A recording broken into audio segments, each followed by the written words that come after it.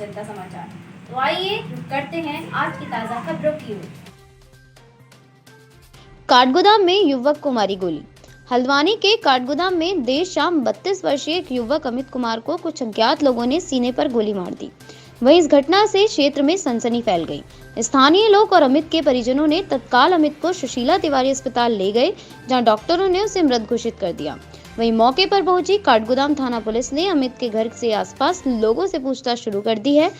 SSP Nainital Sunil Meena खुद सुशीला तिवारी अस्पताल पहुंचे, जहां उन्होंने मृतक अमित की बॉडी को नजदीक से देखा और उसके परिजनों से बातचीत की। एसएसपी सुनील मीणा का कहना है कि मृतक अमित सलड़ी में एक छोटा रेस्टोरेंट चलाता था। 10 साल पहले निकिता नाम की लड़की के साथ लव मैरिज हुई थी, जिसकी एक 7 साल की छोटी बच्ची भी है। वहीं सितंबर में अमित और निकिता के बीच किसी बात को लेकर अनबन हो गई थी, जिसके बाद मामला इतना बढ़ गया कि निकिता ने अमित के परिवार वालों के खिलाफ दहेज उत्पीड़न का मुकदमा भी दर्ज कराया। उसके बाद से दोनों अलग अलग रहते हैं। मृतक अमित की बहन और उसके पिता ने हत्या के पीछे निकिता का हाथ होना बताया है। फिलहाल एसएसपी नैनीताल सुनील मीणा का कहना है कि मामले की तफ्तीश की जा रही है। घटनास्थल से साक्ष्य जुटा लिए गए हैं। अमित की पत्नी निकिता से भी पुलिस पूछताछ कर रही है और हत्या के पीछे दूसरे अन्य एंगल को भी तलाशने में जुटी हुई है। एसएसपी मीणा ने दावा करते हुए कहा कि पुलिस मामले का जल्द खुलासा करेगी। देखिए, काठगोदाम थाना क्षेत्र में अभी एक लड़के को गोली मारी गई है, जिसकी उम्र लगभग 30-32 साल है। इनका पारिवारिक विवाद चल रहा था और उनको हॉस्पिटल लेके आया गया है, जिसके अभी थोड़ी देर में स्थिति क्लियर हो जाएगी और जैसे पुलिस जांच में लग गई है, जैसे जैसे तथ्य सामने आते जाएंगे वैसे वैसे अवगत कराया जाएगा। परिवार वालों पे भी आरोप लगाए गए। देखिए, इनका ससुराल पक्ष से विवाद चल रहा है, जिसमें कुछ दिन पहले ससुराल पक्ष वालों की तरफ से एक केस दर्ज करवाया गया था, जिसमें इनको जेल भी गए थे। तो उसी को लेके ये लोग परिवार वाले जो हैं वो ससुराल पक्ष के ऊपर आरोप लगा रहे हैं कि उन लोगों ने ये करवाया होगा। उसी को सभी तथ्यों को ध्यान में रखा जा रहा है और भी दूसरी लाइन है, उनके ऊपर भी हम लोग विचार कर रहे हैं। जैसे जैसे इन्वेस्टिगेशन आगे बढ़ेगी स्थिति क्लियर हो जाएगी। Thank you. हर्षोल्लास के साथ मनाया गया भगवान यीशु का जन्मदिन। हल्द्वानी के कैथोलिक चर्च में भगवान यीशु का जन्मदिन बड़े हर्षोल्लास के साथ मनाया गया। चर्च के अंदर फादर रॉयल फादर पॉल के द्वारा प्रार्थना सभा की गई और कोरोना के देखते हुए सोशल डिस्टेंसिंग का पालन भी किया गया। चर्च के अंदर सुबह से ही प्रार्थना और सभा की गई और सभी के लिए अमन और दुआ की शांति के लिए प्रार्थना की गई। वह फादर रॉयल ने कहा कि भगवान यीशु ने जिस प्रकार लोगों की रक्षा के लिए अपनी जान दी थी, उसी प्रकार आज उनको याद करके उनके पद चिन्हों पर चलकर हम देश और समाज की सेवा करने के लिए लोगों को प्रेरित कर रहे हैं। जिस प्रकार भगवान यीशु ने लोगों को भाईचारा और प्रेम का संदेश दिया था, हमारे द्वारा भी लोगों को भाईचारा और प्रेम का संदेश दिया जा रहा है। आज भगवान यीशु का जन्मदिन है, जिसके लिए आज सभी चर्चों में प्रार्थना की जा रही है। देर रात से ही भगवान यीशु का जन्मदिन मनाया जा रहा है और आज के दिन भगवान यीशु ने लोगों को बचाने के लिए अपने प्राणों की आहुति दी थी। हम दुआ करते हैं कि पूरे संसार के अंदर अमन और शांति बनी रहे और भगवान यीशु का आशीर्वाद बना रहे। अच्छा, जैसे हमारा जो सेलिब्रेशन जो है ना, हम कल रात को हमने कहीं 12 बजे शुरू किया था। ये प्रभु यीशु का जन्म के उपलक्ष्य में हमने मिसा कराया है और ये संदेश जो है प्यार का संदेश है, शांति का संदेश है। जब प्रभु का जन्म हुआ था, शांति का पैगाम लेकर स्वर्गदूत स्वर्ग से आकर वही शांति का पैगाम सभी लोगों को मिले जो प्रभु का पात्र है। तो आज की इस दुनिया में सब कोई शांति के लिए ललायत रहते हैं। हमारे परिवार में, हमारे समाज में, हमारे देश में अशांति फैली हुई है। तो इस वक्त प्रभु का जन्म हम सब लोगों के लिए यही संदेश दिलाते हैं कि हमें हमारे जीवन में, हमारे परिवार में, हमारे समाज में, समूचे भारतवर्ष में शांति के लिए कार्य करना है और प्रेम, सद्भावना एवं भाईचारा और धर्मनिरपेक्षता और अखंडता को कायम रखते हुए देश की उन्नति के लिए कार्य करने के लिए प्रभु यीशु का जन्मदिन समय फिर एक बार हमें यही संदेश दिलाते हैं, तो हम उसके लिए तैयार होते हैं। और आज तो सभी को ही याद करते हैं, इसीलिए कि वो God has become man and God is love and truth. So as Gandhi himself said, so today we say that love is celebrated, not any other external. So we must love one another even as God himself loves us. So in reality and of course in our deeds we must show or manifest. So that's why this is called Feast of Love. Half marathon का आयोजन। हल्द्वानी के लामाचौर क्षेत्र में पूर्व प्रधानमंत्री व भारत रत्न अटल बिहारी वाजपेयी के जन्मदिन पर हाफ मैराथन दौड़ का आयोजन किया गया। मंडी परिषद के अध्यक्ष गजराज बिष्ट द्वारा आयोजित किए गए इस कार्यक्रम में क्षेत्र के प्रतिभावान छात्रों ने हाफ मैराथन में हिस्सा लिया। इस दौरान गजराज बिष्ट ने कहा कि उत्तराखंड राज्य को बनाने वाले भारत रत्न अटल बिहारी वाजपेयी के जन्मदिन को आज न सिर्फ सुशासन दिवस के रूप में मनाया जा रहा है, बल्कि इस कोरोना काल के दौर में जन जागरूकता अभियान भी हाफ मैराथन के रूप में शुरू किया गया है, जिससे कि आने वाली पीढ़ी भी भारत रत्न अटल बिहारी वाजपेयी द्वारा देश और समाज के लिए किए गए कार्यों के बारे में जान सके। आज पूरा भारतवर्ष सुशासन दिवस के रूप में अटल जी का जन्म दिवस मना रहा है। विशेष रूप से उत्तराखंड प्रदेश, क्योंकि अटल जी ने इस उत्तराखंड का निर्माण किया था। हम सब लोग उनके प्रति प्रत्येक उनके जन्म दिवस पर कृतज्ञता जाहिर करते हैं। और आज हमने भी यहाँ पर जब तक दवाई नहीं तब तक कोई ढिलाई नहीं, इस संदेश के साथ आदरणीय अटल जी का हमने जन्म दिवस यहाँ पर मनाया और बच्चों को हमने यहाँ पर हाफ मैराथन का यहाँ पर प्रतिभाग किया है। मैं समझता हूँ कि बच्चे भी अटल जी के बारे में समझेंगे और इस संदेश को जन जन तक पहुँचाने का काम हमारे सभी जो प्रतिभागी दौड़ रहे हैं वो सब करेंगे। हल्द्वानी के जजी कोर्ट में अज्ञात लोगों द्वारा कोर्ट के ताले तोड़े गए हैं। इसकी सूचना मिलते ही पुलिस टीम मौके पर पहुंची। एसएसपी सुनील कुमार मीणा ने भी जजी कोर्ट का मुआयना किया है और मामले में जांच शुरू कर दी। वहीं बार एसोसिएशन अध्यक्ष का कहना है कि न्यायालय की सुरक्षा पहले से ही कम है, ना तो कोर्ट परिसर में सीसीटीवी कैमरे हैं और ना ही पर्याप्त सुरक्षा है। हालांकि पुलिस अभी इस बात की छानबीन कर रही है कि कहीं अपराधी प्रवृत्ति के लोगों ने न्यायालय में किसी प्रकार की फाइलों को कोई नुकसान तो नहीं पहुंचाया है। वहीं एसएसपी सुनील कुमार मीणा का कहना है कि पूरे मामले में गहनता से छानबीन की जा रही है। हालांकि कोर्ट परिसर में 2 गार्डों की ड्यूटी रहती है, बावजूद उसके न्यायालय के अंदर जजों के रूम के ताले कैसे टूट गए, यह एक बड़ा सवाल है। यहाँ पर पुलिस आई थी, क्या यहाँ पर तस्ती हुई और क्या जानकारी है? ये हमारा यहाँ पे न्यायिक मजिस्ट्रेट जो हमारा सेशन कोर्ट है हल्द्वानी में, जजी कोर्ट, यहाँ पे सुबह नाजिर साहब ने हमें फ़ोन करके जानकारी दी कि यहाँ पे ताले वाले टूटे हुए हैं और कुछ घटनाएं यहाँ पे हुई हैं। उसके बाद हम यहाँ पर आए हैं और एसएसपी साहब भी यहाँ पे आए हैं। तमाम हल्द्वानी के थाने से भी पुलिस यहाँ पर आई है। तो प्रथम दृष्टया देखने में आया है कि यहाँ एसीजीएम कोर्ट में ताला टूटा है और ऊपर जेएम सेकंड जो न्यायिक दंडाधिकारी दिरती हैं उनके यहाँ भी ताले टूटे गए हैं और जो अलमारी अंदर है उनमें भी तोड़फोड़ की गई है। और अभी इसमें जांच चल रही है कि किस उद्देश्य से क्या किया है, क्या कुछ फाइलों में फाइलें तो इधर उधर नहीं हुई हैं, इस बारे में भी जाँच चल रही है। सुरक्षा व्यवस्था किस तरह की है देखिए यहाँ कोर्ट परिसर की? सुरक्षा व्यवस्था के लिए तो गारद तो यहाँ पर 2 हैं परिसर में, मगर हम बहुत लंबे समय से कहते भी रहे हैं कि जुडिशली में सिक्योरिटी का सिस्टम थोड़ा सा पर्याप्त नहीं है और यहाँ कोई आज सीसीटीवी कैमरे भी नहीं है। अगर शायद आज सीसीटीवी कैमरे होते, ये सब चीज़ें होती तो इस चीज़ों का पर्दाफाश होता। तो क्या महत्वपूर्ण दस्तावेज चोरी करने की आशंका की गई है कुछ अपराधी लोगों के द्वारा, क्या लगता है? हो सकता है कि कोई अपनी क्या उसका उद्देश्य रहा हो, क्योंकि कोई इस तरीके का तो है नहीं कि कोई वस्तु चुराना या पैसे के लिए कुछ ऐसा जुडिशली में इस तरह का तो मुझे लगता नहीं।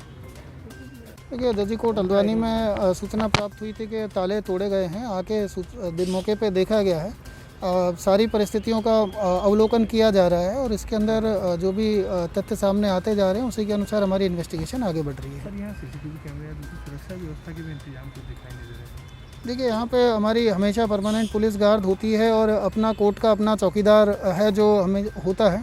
तो यहाँ सीसीटीवी जो हैं वो हम चेक कर रहे हैं, आसपास में जो भी सीसीटीवी होगा उसको चेक किया जाएगा।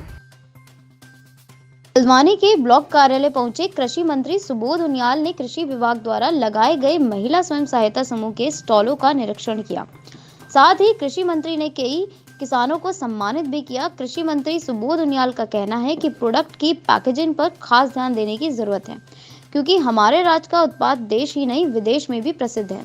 उनका कहना है कि उनके द्वारा कृषि विभाग और अन्य विभाग के अधिकारियों को निर्देश दिया गया है कि उत्तराखंड राज्य के फूड प्रोडक्ट को बेहतर पैकेजिंग की जाए और लोगों को किस तरह से इसके बारे में जानकारी दी जाए, इस पर भी काम किया जाएगा। इसमें कोई संदेह नहीं है कि हम लोग बाय डिफ़ॉल्ट ऑर्गेनिक हैं, और लेकिन क्योंकि आदमी पैकेजिंग के अंदर एक आकर्षण होना चाहिए कि आदमी को आकर्षित कर सके, तो थोड़ा पैकेजिंग में सुधार की आवश्यकता है। वरना हमारा उत्पाद तो देश का किसी भी कोने के उत्पाद से ज़्यादा बेहतर और ज़्यादा उसमें न्यूट्रिशन पावर्स वैल्यूज हैं। तो थोड़ा इसीलिए मैंने तो एक अधिकारी निर्देश दिया कि पैकेजिंग के बारे में लोगों को और ज़्यादा आकर्षित करने के लिए ये मदद करें। और दूसरा जो आज मुख्य उद्देश्य ये है कि जिस तरह पूरे देश का विपक्ष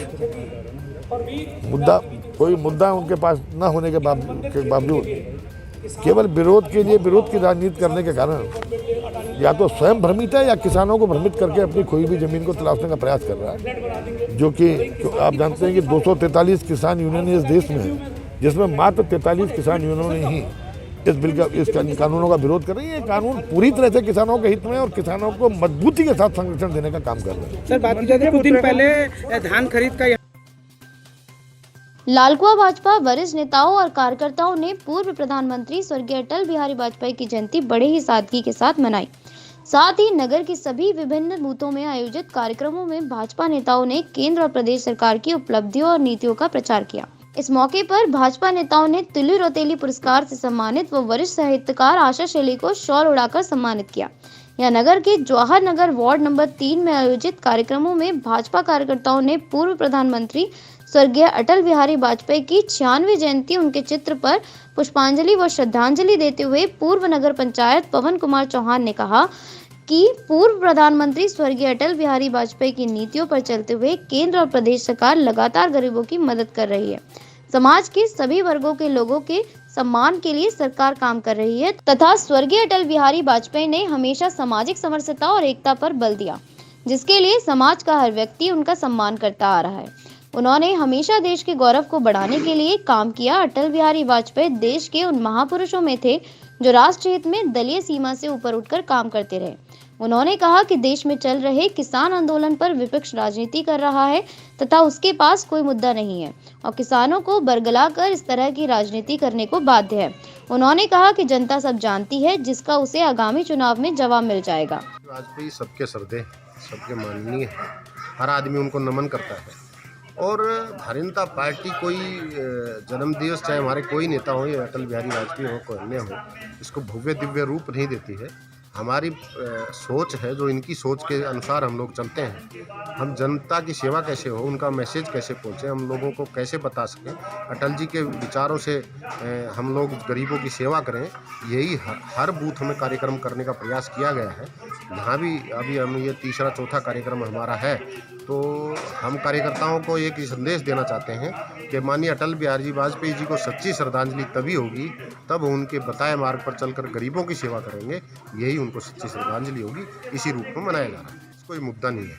विपक्ष चाहता है कि किसी तरह माननीय नरेंद्र मोदी जी की सरकार का विरोध हो, कोई रास्ता मिले, और वो तरह तरह से हथकंडे जो अवांछित कार्य हैं, जो अवांछित लोग हैं, उनके कंधे पर बंदूक रख करके विपक्षी पार्टियां, मुख्यतः कांग्रेस, ये काम कर रही है कि जब सरकार कह रही है कि हम लोग हर चीज़ का निवारण करने के लिए बैठे हैं, आइए बात करिए, तो वो कहते कि नहीं, पहले कहते थे कि इसमें संशोधन होना चाहिए, आज वो दूसरी बात पर आ गए, इसको हटा देना चाहिए। ये लेकिन नरेंद्र मोदी की सरकार है, लोकतंत्र को जिंदा हम लोग रखे हुए हैं। ये कांग्रेस वाले हैं जो दंगे करवा देती है। जो कांग्रेस ने जब आंदोलन चल रहा था वहाँ रामदेव कार उन पर गोलियां चलवा दी, रात में लोगों ने भाग भाग के जान बचाई थी। हम उस नीति के लोग नहीं हैं, इसलिए हम उनको सहन कर रहे हैं। लालकुआ ब्लॉक कांग्रेस कार्यकर्ताओं ने हरिद्वार के ऋषिकुल कॉलोनी में नाबालिग बच्ची के साथ हुए बलात्कार और उसकी हत्या के विरोध में प्रदेश सरकार का पुतला दहन किया, जिसमें कांग्रेस नेताओं ने कहा कि भाजपा शासित राज्यों में महिलाओं के प्रति हो रहे अत्याचारों से पूरा देश कलंकित हुआ है। यहाँ बिंदुखत्ता के शहीद स्मारक चौराहे पर ब्लॉक कांग्रेस कमेटी के अध्यक्ष प्रमोद कॉलोनी के नेतृत्व में एकत्रित दर्जनों कांग्रेस कार्यकर्ताओं ने प्रदेश सरकार के खिलाफ नारेबाजी करते हुए प्रदर्शन किया। साथ ही कार्यकर्ताओं ने प्रदेश सरकार का पुतला दहन भी किया।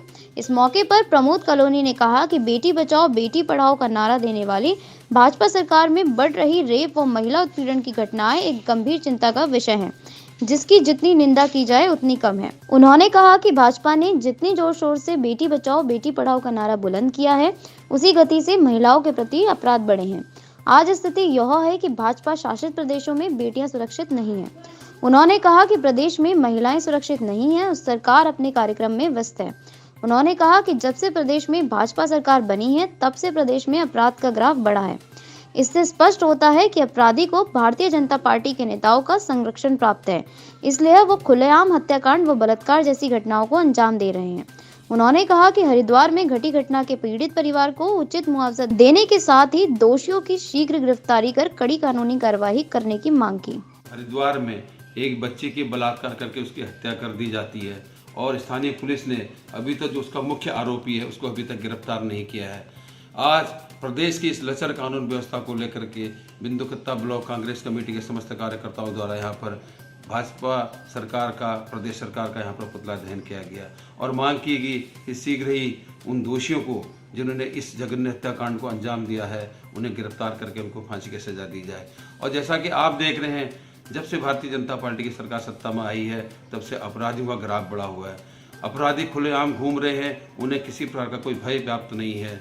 आज महिलाएं सुरक्षित नहीं हैं, बच्चा सुरक्षित नहीं है और धर्मनगरी हरिद्वार जहाँ पर लाखों लोगों का आस्था के केंद्र है, उस धर्मनगरी में इस तरह की जो जघन्य हत्याएं और बलात्कार जैसी घटनाएं हो रही हैं, ये उत्तराखंड के लिए एक दुर्भाग्यपूर्ण है। और हम मांग करते हैं कि शीघ्र ही उन दोषी हैं, जो बच्ची के खिलाफ जिन्होंने इस तरह का जघन्य हत्याकांड को अंजाम दिया है, उन्हें शीघ्र फांसी की सजा दी जाए। लकड़ी तस्कर वन विभाग पर हावी। जनपद पीलीभीत उत्तर प्रदेश में वन तस्करों के हौसले इस कदर बुलंद हैं कि दिन हो या रात, लेकिन किसी का डर और खौफ ही नहीं है। जंगल से डीसीएम द्वारा लकड़ी की तस्करी खुलेआम की जा रही है। इससे तस्करों व वन विभाग की मिलीभगत और संलिप्तता पर भी संदेह है। यहाँ लकड़ी तस्करी का मामला नया नहीं है, यह वन तस्करों की मौज है। आज वन क्षेत्र अधिकारी अयूब हसन पूरनपुर रिजर्व वन क्षेत्र के वन क्षेत्र अधिकारी ने बेशकीमती लकड़ी के 2 दर्जन से अधिक साल के बोटे डीसीएम में लदे हुए पकड़ लिए। गोपालपुर व सिरसा जंगल में मौके से डीसीएम में तस्करों द्वारा लाते वक्त पकड़ लिए। वहीं मौके पर वन विभाग की सक्रिय टीम के पहुंचते ही 10 तस्कर मौके से भागने में सफल रहे, लेकिन एक तस्कर पकड़ में आ गया। वन विभाग ने डीसीएम में लदी साल की लकड़ी बरामद कर 2 अज्ञात और 9 नामजद लोगों के खिलाफ मुकदमा दर्ज कर लिया है। वह डीसीएम वो लकड़ी कब्जे में ले ली है।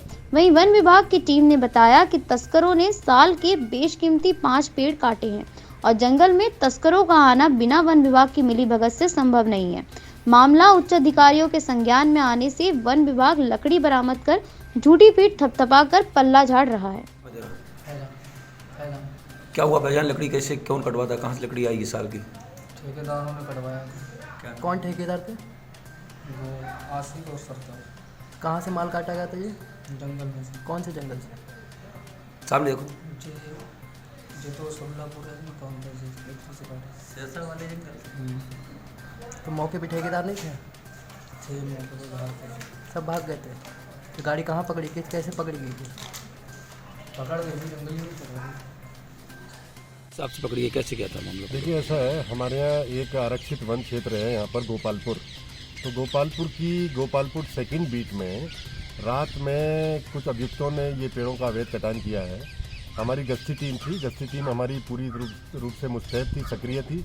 जब उस इलाके में गश्ती टीम पहुंची और उसकी आवाज़ें आनी शुरू हुई पेड़ कटने की, तो टीम तुरंत वहां पर पहुंची है। तो वहां पर ये डीसीएम गाड़ी थी और करीब 12-13 अभियुक्त थे वहाँ पर जो है। तो उनको ललकारा गया तो वो सब लोग जो है वहाँ से भागे हैं अंधेरे का लाभ उठा करके, और झाड़ियाँ भी काफ़ी हैं। तो हमारे स्टाफ ने इसमें जो है इस गाड़ी को, इसके अंदर जो है काफ़ी बोटे लोड किए जा चुके थे, कुछ बोटे लोड होने शेष रह गए थे जो मौके पर हैं।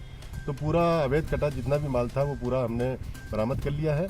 और इसके अलावा एक व्यक्ति जो है इसमें गिरफ्तार किया गया है, फैजान सन ऑफ जलालुद्दीन, ये शेरपुर कला गांव का रहने वाला है। सर बस सुना जा रहा है कि इसमें विभाग की भी मिलीभगत है, जो कटान जाल किया जा रहा है। नहीं, अभी तक कोई ऐसी चीज़ सामने नहीं आई है। और हमारी जितनी भी टीम है उसने, पूरी रेंज की टीम ने, सब ने मिल करके और बड़ी हिम्मत के साथ में, हिम्मत का प्रदर्शन करते हुए जो है, क्योंकि जितनी हमारी टीम के लोग थे उससे काफ़ी ज़्यादा ये अभियुक्त थे, तो इनको न केवल इनका प्रयास असफल किया है बल्कि सरकारी संपत्ति को बचाया है और एक व्यक्ति को और एक गाड़ी को पकड़ा है। तस्करों द्वारा फायरिंग की गई है विभागीय कर्मचारियों के ऊपर, कोई घायल वाले नहीं, ऐसी कोई घटना नहीं।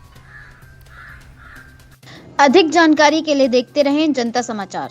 अगर आप हमारे न्यूज चैनल को सोशल मीडिया के फेसबुक पेज पर देख रहे हैं तो इसे लाइक करें, और अगर यूट्यूब चैनल पर देख रहे हैं तो आज ही हमारा चैनल सब्सक्राइब करें व बेल आइकन दबाएं। धन्यवाद।